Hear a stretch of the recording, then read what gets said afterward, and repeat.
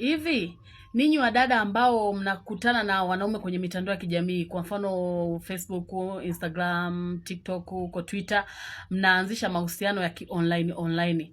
Then inakaa mwanaume anakuambia naomba nikutumie nauli uje nilipo. Unasema okay baby, send me money. Anakutumia hiyo money uliyosema hapo money. Anakutumia hiyo nauli. Na wewe unatoa ngwambala zako hapo ulipo, kwa mfano labda unakaa Mbeya au unakaa Morogoro au unakaa Sumbawanga huko. Anakutumia nauli hadi Arusha au Tabora huko. Wewe unatoa ngwambala zako, unakwenda stendi, unapanda gari, mnawasiliana, baby nimefika sehemu fulani. Samani sipajui hapa ni wapi, unamuuliza na wadilisha ambaye amekaa karibu na wewe. Hapa ni wapi? Ni sehemu fulani. Baby tumeshafika sehemu fulani. Unafika na kwenye yupo. Kama ni ghetto sawa, kama ni hotelini sawa, unakwenda.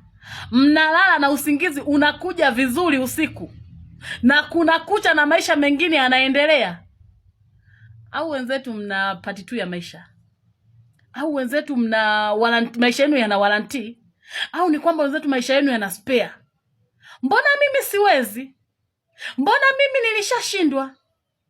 Yaani kwenda kwa mtu ambaye simjui, namuona kwenye mitandao, sijui kama zile picha nazo posti ni za kwake au sio za kwake, kama ni jambazi au chinja au mtu wa kafara, yaani sielewi. Mimi ninachojua tu ni kwamba amenitongoza, nimempenda, nimeona picha zake, nimeona video zake, nimeongea naye kwenye simu, amenitumia hela, sejabu hapo katikati kakutumia vile vya kula, basi kanitumia nauli, mimi naenda, huyu ndio mpenzi nimepata.